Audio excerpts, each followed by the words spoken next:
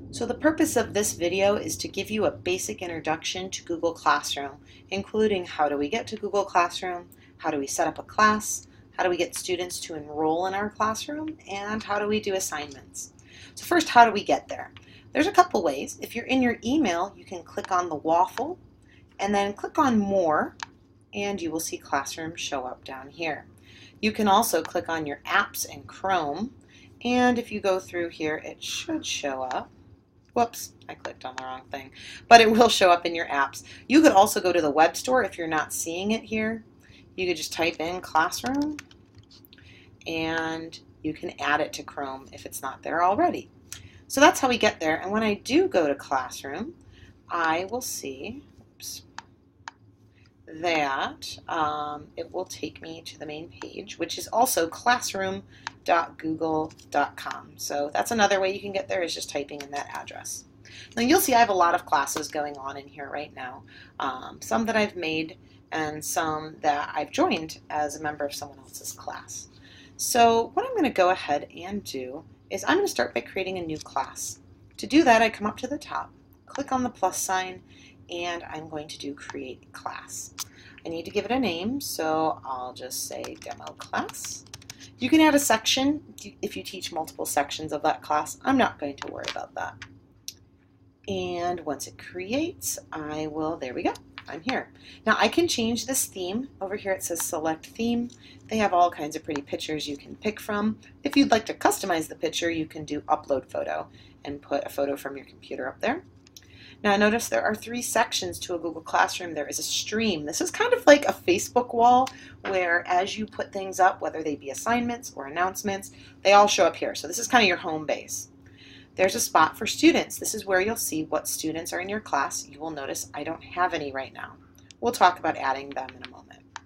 And then there's the About section where we could add things. Notice it makes a Google Drive folder for us where we can save files that we're using, or where our student files will go in our Google Drive when they're submitting responses. Notice you can also invite another teacher. So if you co-teach a class or you're working in a team, you can invite other teachers to join you. So let's go back to students. How do we get students in here? There are a few ways we can do this. We could invite them one by one. I could actually come in here and I could type in a student's Google account. So let's say I was going to invite Katie C. I can look for her. And there she is. I could click on her and do invite students. And she'd get an email that says you're invited, click here to join the class. Now, not all of our students will really be using their email, so this may not be the best option. Another way we can get them to join us is with this 6-digit code here. So you can project this or type it up, write it on the board, and all your students need to do is go to classroom.google.com, and when they show up, they have that plus sign just like you did.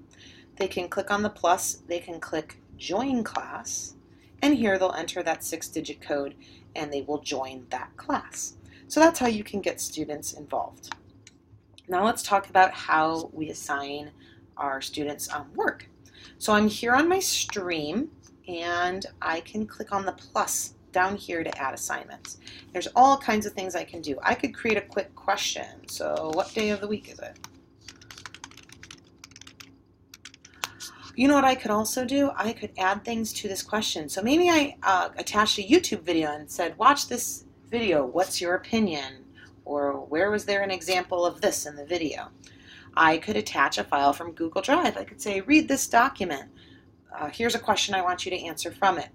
I could attach a file from my computer, so I could show a picture or a document or a slideshow and then have them answer a question in response. I could also do a link, so I could have them go to a website and say, read this part of this website and then respond to this question. So I can do that. Notice I can save it as a draft or post it over here, or I could just trash it. I'm going to go ahead and ask the question. Notice I have some options. I can uncheck this if I want the responses to just come to me as a teacher, so if we want kind of a private response. However, if we want students to see each other's and reply to each other's answers, we can check this, which is nice because that makes it very collaborative. We can also let students go back and change their answers after they've put them in. So if they want to revise them, you can do that. If you want to just take their answers as they put them in, then uncheck that. Okay. So I'm going to click Ask, and here it is. Notice I put the due date as September 17th. Sorry about that. Oops. I did not want to do that. Let's just go back here. All right. Let's just agree. Okay. So I can see that here, and I'll show you the student view in just a moment. Notice if I put up something, I can always go back and edit it or delete it if I made an error. Okay, let's add something new. Let's go to create assignment. So here we'll create a title. I'll just do, let's see, Wiley notes. So I had notes from a staff meeting today. I can change the due date to whatever I want it to be. I can click on the calendar and let's make it for Friday. And I can pick which class it goes to. So I have multiple classes. I can change this right from here. And again, like before, I can attach different things. I'm going to attach something from my Google Drive. I'm going to come down, and these are my tech discussion notes right here. So maybe my description is, please read our agenda for today's meeting. Okay, now here's where it's most important. So here we see the link to the Google Doc, and then over here, now currently it says students can view file. So that means when they click on it, they can look at it, they can read it, but they can't do anything else. If I click here, there's some other options. This one says students can edit file. What that would mean is all of my students would be directed to that Google Doc, and all of them could work collaboratively on that same Google Doc. So it's like you took your master that you created, your worksheet, and you handed it to the whole class at the same time, and they're all working on just that one paper at the same time. So that's great for collaborative assignments when you want multiple students working on the same thing. However, as we know, sometimes we want to take our master and make a copy for each student, have them work on it individually, and turn it into you individually. That's where the make a copy for each student comes in. If I do that, it actually copies that Google Doc however many times I need for my students. So if I have 30 kids, it'll make 30 copies, assign them to each kid.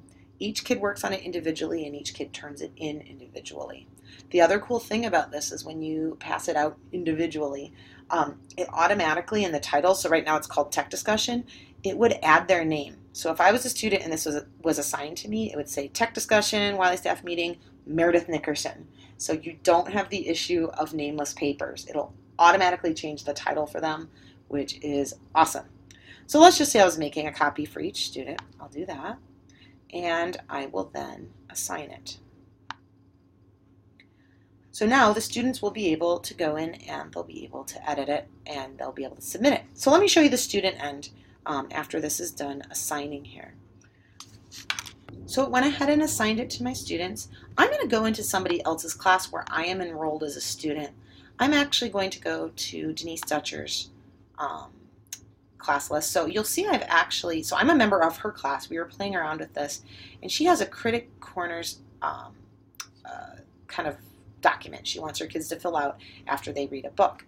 Now notice it's done late. That's okay. I'm going to go ahead and open it. Now it did say I submitted it, but I put it in past the deadline. I'm going to unsubmit this so you can see what it looks like when a student completes it. Okay, so I'm here. It says I'm late. That's good to know. So I'm going to open it. Here's the link to my personal copy of it. So notice it says Critics Corner. That was the title, but it also added my name. And now I have an opportunity to work on this document. So it's going to load my own personal copy of it. There it is. And so the first thing that she has, it says, what is the title of your novel? So I'll just say test title. Okay. And she's going to add some more questions in here. So I could go through and work through this whole document. When I am done, check this out. At the top of my Google Doc, it says Turn In. So all I need to do as a student is click this. It's going to pop me back to Classroom. It's going to say, okay, you're going to turn this in. You've attached this file. Does that look good? Yep, it does. So I'll turn it in. Then, as a teacher, she'll be able to grade that. So I'm not in charge of this class. Let me go back to one of my classes. So I'm going to go to my fake science class that I made. I did this during a training, and I had 3 Creekside teachers help me out. So I actually created a really quick word sort here, and I made it in Google Drawings. Now if you notice, I have 3 done and 0 not done. So let me click on 3 done, And here are my students, so I assigned it to Jane, Joanne, and Julie. And notice that here are each of their submissions. So let me go to Julie's and see what she did. So this will open. So she was sorting out these words on this drawing. She typed one in on her own. So as a teacher, I could leave some comments if I wanted by clicking on the comments box and say, great job, Julie. I could leave, feedback. I could do all that, just comment. So she'll see that if she opens this back up. I can have students go back into their files they worked on. So, okay, I looked at this. She got 100%. So I can come back here. Here's Julie. I can add grade. Now these are all numerical, unfortunately. You can change the point values up here. You can say this wasn't graded, or these are the point values. So I'll do it out of 100. I'll give her 100, and that's fine. This doesn't link to PowerSchool. I wish it did. But if you want to give students feedback numerically, that's one way you can do it. I think the power is leaving the comments in the documents themselves. So when I'm done, I can just go return. And notice it says student will be notified and can check the grade you left. So I can return the assignment back to the kids. So this is gonna tell Julie, hey, I gave you a grade and check your work because there's comments on it, right? So I can go back. So that's how I grade. Those are the big features of Google Classroom. I think it's pretty straightforward. It doesn't have all the bells and whistles as other learning management systems like Edmodo, but it's basic and it's easy and it's a great way to share Google Docs with your students. So I hope this helps, and if you have any further questions, as always, don't hesitate to let me know.